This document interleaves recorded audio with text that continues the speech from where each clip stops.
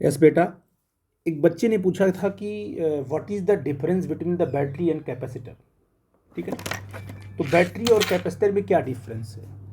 सबसे basic difference ये होता है कि जो चार्जिंग और डिस्चार्जिंग होता है ना कैपेसिटर का, वो बहुत ही फास्ट होता है। कैपेसिटर जो है कि अचानक एनर्जी को स्टोर करेगा और जब वो डिस्चार्ज होगा तो इंस्टेंट एनर्जी को क्या कर देगा, वो रिलीज कर देगा। ठीक है ना, जबकि बैटरी में ऐसा नहीं होता है। बैटरी ही बहुत ही स्लोली तरीके, बहुत ही स्लोली एनर्जी को स्टोर करती है, और जब वो रिलीज करेगी एनर्जी को तो स्लोली स्लोली क्या करती है, वो रिलीज करती है। खैर एनीवे, हम यहाँ पर क्या है, चार पांच आपके पास यहाँ डिफरेंसेस है, मैं आपको बताऊंगा। कि पहला आपका देखो क्या है कि when a voltage is applied across the capacitor terminal it start to store the energy। ये क्या करती है, एनर्जी को, बैटरी से एनर्जी आती है और कैपेसिटर में क्या होती है, स्टोर करता है। वो बहुत ही फास्ट करेगा, ये एनर्जी को स्टोर करना शुरू कर देगा। बैटरी में क्या होता है, बैटरी में होता है chemical reaction. Battery works based on the chemical reaction called oxidisation reduction reaction. ठीक है ना, तो आपने देखा होगा कि भाई बैटरी की वर्किंग क्या है, वो केमिकल रिएक्शन उसमें होती है, जिससे क्या है, एनर्जी वहाँ पर प्रोड्यूस होती है। ठीक है ना, पोटेंशियल डिफरेंस इंक्रीजेज। मैंने आपको जैसे कैपेसिटर लिया और उसके उसमें बैटरी लगा दी आपने, तो भाई जो आपने बैटरी लगाई उस बैटरी का पोटेंशियल डिफरेंस फिक्स है, वो चेंज कभी नहीं हो सकता है। अब क्या होता है कि बैटरी क्या करती है, कैपेसिटर की एक प्लेट से चार्ज को तोड़ती है और दूसरे प्लेट की तरफ लेके जाएगी, और कैपेसिटर आपका चार्ज होना शुरू होगा। लेकिन ये चार्ज बहुत ही फास्ट होता है।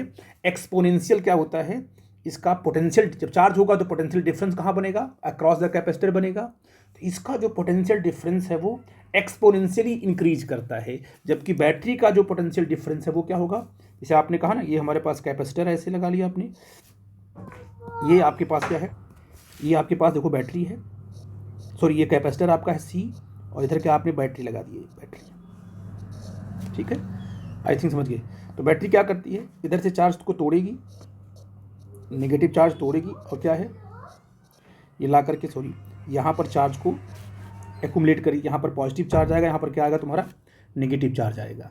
और ये चार्ज का जो यहाँ से उसने क्या किया, पॉजिटिव चार्ज को ब्रेक किया, ब्रेक करके ला के इस प्लेट को दिया। और ये जो जब ये चार्ज इसका बढ़ेगा तो इसका पोटेंशियल भी क्या होगा, बढ़ेगा, और इसका पोटेंशियल बढ़कर किसके बराबर होगा, बैटरी के बराबर हो जाएगा, तो चार्जिंग रुक जाएगी।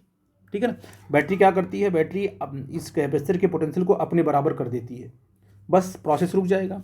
और ये जो कैपेसिटर का पोटेंशियल है ना, एक्सपोनेंशियल इंक्रीज, मतलब बहुत ही कम टाइम में बैटरी के पोटेंशियल के बराबर हो जाता है। इसकी चार्जिंग बहुत ही फास्ट होती है, जबकि potential difference remains constant. Battery के क्रॉस क्या है, पोटेंशियल डिफरेंस आपका वही रहेगा जो पहले था। The potential energy stored in the form of electrical field. इसके अंदर जो एनर्जी स्टोर होगी वो इलेक्ट्रिक फील्ड के फॉर्म में स्टोर होगी, क्योंकि यहाँ पर इलेक्ट्रिक फील्ड बन जाती है पॉजिटिव और नेगेटिव में। जबकि क्या है कि it store the chemical energy. जो बैटरी होती है वो क्या करती है, स्टोर केमिकल एनर्जी स्टोर करती है, और बाद में क्या है, उसको इलेक्ट्रिकल एनर्जी में कन्वर्ट करके सर्किट में फ्लो कराती है। ठीक है बेटा जी।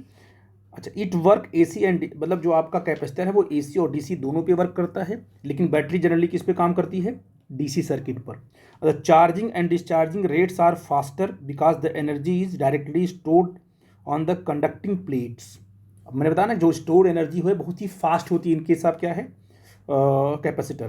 The charging and discharging rate are slower. मैंने बोला था पहले ही कि इसका चार्जिंग और डिस्चार्जिंग क्या बहुत ही स्लो रेट से होता है, because the chemical reaction occurring inside a cell is comparatively slower. बहुत ही क्या है, जो रिएक्शन बहुत ही स्लो प्रोसेस से होता है, इसलिए जो है कि ये इसमें जो चार्जिंग और डिस्चार्जिंग का रेट बहुत ही स्लो होता है। तो आई थिंक मेरी बात को समझ गए। ये बेसिक डिफरेंस किसमें है, कैपेसिटर में। इधर ये कैपेसिटर है, ये आपकी बैटरी है।